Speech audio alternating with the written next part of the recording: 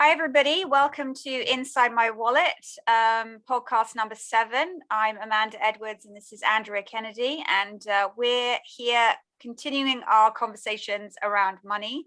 And this podcast is really going to focus on the conversations that you have with friends and the conversations you have with children. And Andrea is going to kick us off. Take it away. Okay, so listen, why I find this topic interesting is because when people come in as clients, these are the two areas they don't talk about. It's almost like verboten. They don't want to talk about how they spend time and money with friends and with kids. And I think this is a blind spot for some people. And so that's kind of why I wanted to bring it into this conversation. So we are social animals. And, way back when, if you look at anthropology, we did things together like hunting and, getting the crops together and supporting small villages. I mean, this is how we engaged and how we gave our time and how we became included. Once you introduce money into society, though, you have all types of strata of society, right? And how we spend our time and how we spend money with our friends will define in many ways what kind of groups we belong to. And so this to me is kind of our aspirational, and sometimes it's our guilt and shame that comes into play in terms of how we spend our money with friends and also with kids. And I'll get to kids next. As someone who's an expatriate, I saw this kind of up close and personal, because what you're doing is when you're living overseas is people are coming from all over the world. They're coming essentially to a third, kind of an independent to where they grew up and the social norms that they're used to, certainly around spending, to a new place. And now it's kind of like freshman year in high school, like everyone's new, everyone's looking around what everyone's doing, what money they're making. And you end up trying to, integrate and form circles and form new, social circles. And a lot of this has to do with spending. And while people wouldn't say this to me in, consultation, because they want to focus on other things like their husband's spending and all that, what people have often said around dinner table conversation is, God, I spend so much more money here than I've ever spent. And that is all about that social need to belong. And some of us have a stronger need to belong than others, but we all have a need to belong. And this comes out in our spending. So, and I would also add that people, and I think the great philosopher Will Smith, who's actually the actor, once said, people will spend more money and go into debt to impress people they don't like than to be with people they do like or they do care about. And I think that's a really important point. You can get into this social spending to kind of strive, right? And represent yourself. And of course, social media has made this in some ways worse. So represent yourself as a way to the world that's really not in alignment with who you are or who you want to be. So I always say to people, I don't care, how you spend your money, but if all of this is getting in the way of your bigger long-term goals with money, then you do have to investigate it. And you, Amanda, pointed out a great way to kind of get into this investigation. It's kind of the audit, which is kind of a horrible accounting word. Yes, exactly. But basically you were saying yesterday, first kind of verify, is this how I want to be spending my time? And time and money are deeply and intimately connected. When I was younger and also new to different cities, I sometimes got, involved in crowds that were going to balls and charity events. And after a while, I was like, I don't want to spend my time this way. It stopped being interesting to me. If I was going to do charity things, I'd get more involved, on a grassroots level. And so, I've done this in my own life where I've pulled back from a group and I've said, is this really, if I can't go out and just have a coffee with these people, if I can't just go out and go on a walk and create a friendship from something a simpler space, is this how I really want to be spending, my time and money? So I think auditing how people are involved in their friendship groups. Yeah. And then I think you said something about breaking the cycle. So yes, I wanted to, say, it's very clear that as part of that money narrative that we're talking about, everyone has their money narrative. Then obviously, if it's very unconscious, that money narrative, then these social interactions with friends and money and your groups and your gatherings, you're very, you're kind of saying it can be unconscious. You could have just kind of been drawn towards these groups for different reasons in your mind, right? Which Correct. Are unconscious, yes, of how you want to belong and how you want to be seen by others. That's and actually, correct. if you are, for example, being drawn towards groups that are spending money that you can't afford to spend because you are not on track with your cash flow and balance. You're not on track with your goals. It makes you feel bad when you are spending huge amounts of money. That's right. Then it's necessary then to pull this up into your conscious mind and say, why are you getting a feeling like you don't enjoy it, or like you feel bad every time you go out with this group? Yeah. And you feel you can, and people can start to feel anxious, right? Like, and then you feel bad. Oh, I can't keep up, but yet I want to be part of this group. And this is, I mean, really, this is, people can relate to this even from, high school and middle school. Yes. In a way, right? So this is all part of kind of, and I think breaking that down and understanding that about yourself is very important. And I think, you and I can agree that, no one needs to spend money to be a friend to someone, right? Yes. And your best of friends, your best friends will, and your good friends, your real friends for life will support your goals. And if some of those goals are about spending less money, then your friends will support and they'll still show up for you. Yes. And so you talked about breaking the cycle, which I think is, yeah, I mean, I think that, I was kind of going, if you're in this cycle, for example, you're at a point where, everybody in their life is at this point where you're going out, let's say for weekends, and there's cocktails and you're drinking, and you're partying. And then let's say, that's happening every weekend, and you realize that this is affecting your bottom line. Like, you have not saved the month what your target was because you have literally partied it away. And so the self audit, that like the check in with yourself of the reality is that you're like, oh, I feel terrible that I have saved nothing, and that I've basically, not even burnt money, I've drunk money away or something like that. And then you kind of go, all right, then, like, I'm going to go out to my social group and say, hi guys, I am trying to watch my spend this month, and I've decided that, cocktails are, house cocktails, like, come over, we'll mix them ourselves. Let's make our own cocktails at home, make our own evening together. And I think you'll see then who are the friends who will come, show up. That's a great audit. Yes. That's a good, check in where you are with people, and then the ones that won't. And that's great. That's all good things to know. I mean, I have a friend that makes an incredible cosmopolitan, like crazy. And, let's have drinks at her. I was like, oh my God, you could be a bartender. It's fantastic. But I think that you kind of have to look at the things that you're doing. We're really trying to say that the raising of the consciousness is already so incredible. If you can say, I do this too often and I don't like it, or I have to have a weekend a month which is a no spend weekend, and how do I do that with the friends that I have, or the the groups that I have where I have a no spend weekend, And I think there's and sometimes people will feel like, oh well, now I can't be part of a certain group, but the reality is that household spending over a trajectory of a house of time, we kind of make more and more money over a certain period of time, and then it'll level off. And people who get really wrapped into spending to kind of feed their self-worth, frankly, when this drops off, not only do they essentially have less money to spend, because everyone ultimately goes into retirement and has to live off of their money, so you end up having a different lifestyle, but they get depressed, right? Because this thing that they were doing all the time to feel good, they can't really do as much of anymore. So I think to be very conscious of these habits, even if you can afford to do this, to be conscious that you've got many ways to interact and integrate with friendship groups, and it's not just about how much money you can spend, or just all based on spending. Yeah. So I think that's my kind of big message I wanted to send today. And some of this feeds into my next topic, which is, kind of kids, monkey see, monkey do. So you want to teach your kids about the kind of things we're talking about young, because they also want to integrate with friendship groups. And it can't just always be about having the latest technology or the newest thing.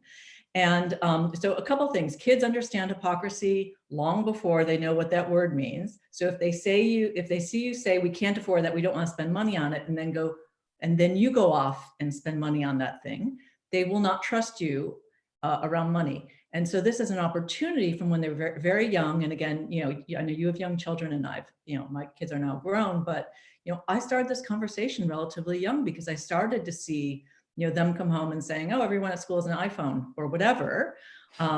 and me saying, we're not going to be buying new iPhones because you're 8, and some families will do that and it's fine. I'm not dissing buying an iPhone. I have only, as I said yesterday, very old technology.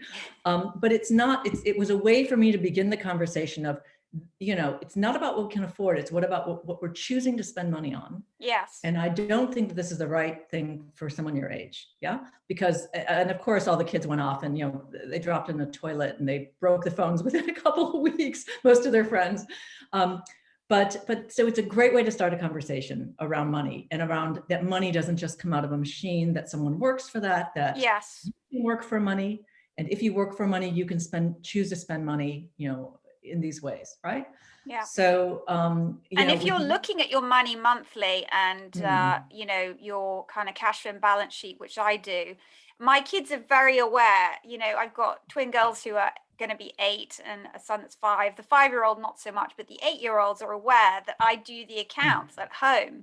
And if I say, they're asking for something, I'm like, well, that's not in the budget. They understand that we're looking at it. They understand that money is not coming out of the air. It's coming from hard work. And I mean, already at 8, they're very clear. That's the way. So you can slowly, if you're very sure and you're very conscious, you are creating, because you're modeling for your children consciousness and money behavior.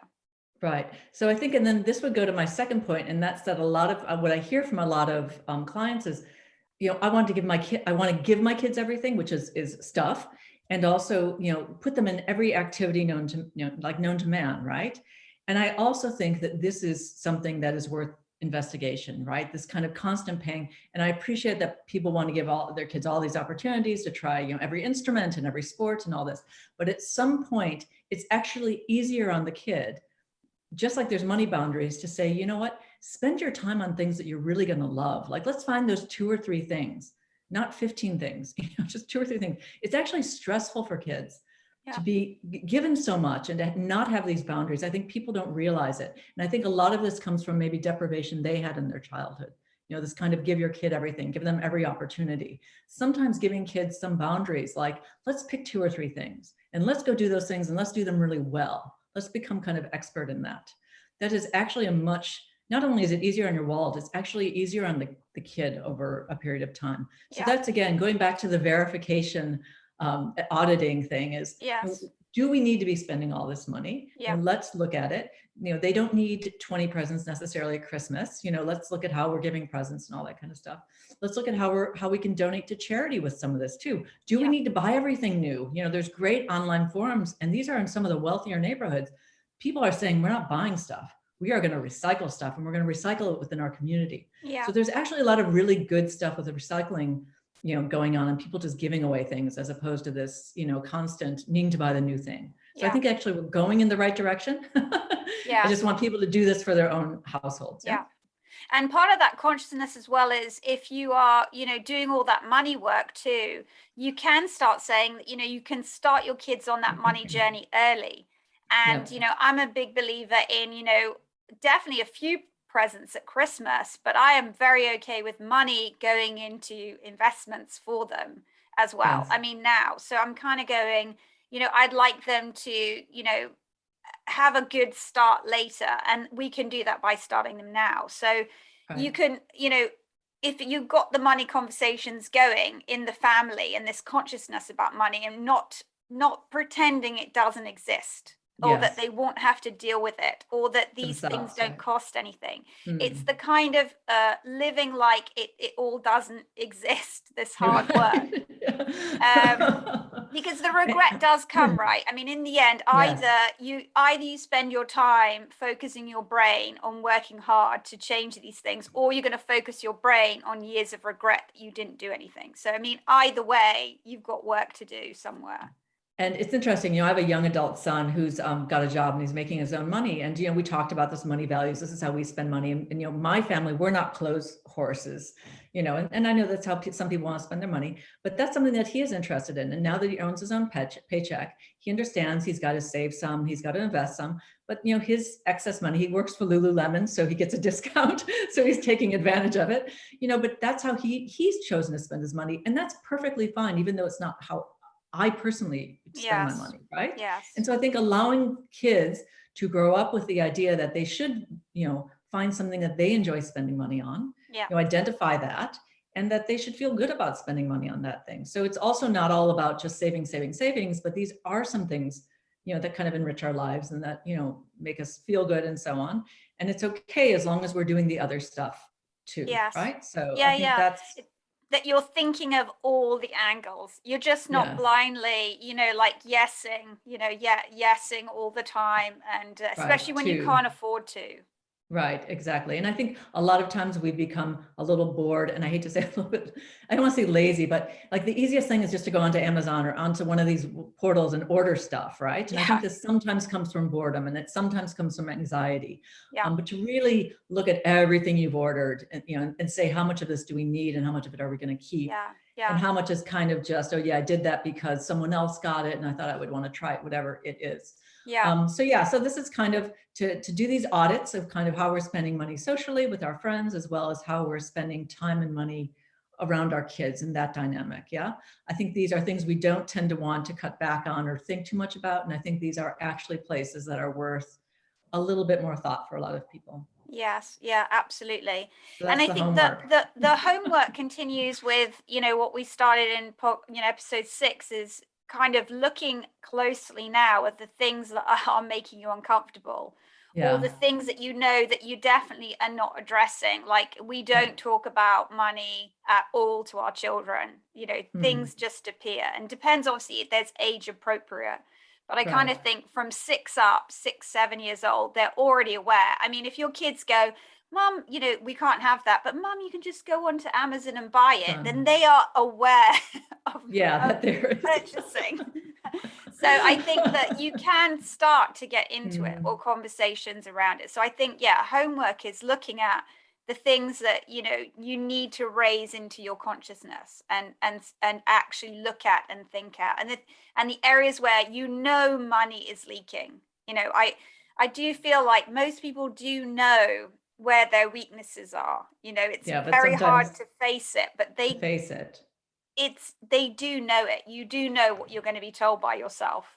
And I think the thing is, what people are sometimes uncomfortable saying to kids, no, we can't do that, or no. But I've never had a problem, honestly, saying, listen, there are people who you go to school with that have like Rolls Royces and private jets. And that's like not what our family's going to be doing. We also, have a little bit more than some other people who do struggle and they don't get to go on holidays.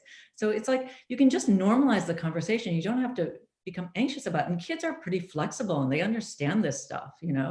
And I've never had a problem saying, if you really want certain things, when you're old enough, work, and you can get those things, it doesn't have to just always come from us, and I've seen this now over the trajectory of my kids' lives, and they're comfortable with a lot of things their peers aren't comfortable with, Yes. just because the conversations haven't been there. Yeah. Kids can Yes. accept a lot of things if you can calmly have a conversation with them about those things. Yeah. Yeah. But you have to be aware of them first Yeah, too. well, that's the thing. You have to be aware of them first. And that's Yeah. hopefully where we've gotten to, people to Yes. at this point, right? So now Yes. you be aware, think about the conversations you want to have with loved ones. Your friends will always accept that you want to improve yourselves and support you in doing that. They will not make you feel bad about not going out or spending money in the way they are if you're trying to do something different. And your kids will understand too, as long as you have the conversations and you model the right behavior. So those are my big takeaways. And the homework is to verify those two areas of your life that I know that we like to kind of ignore. Yeah. Yeah, definitely.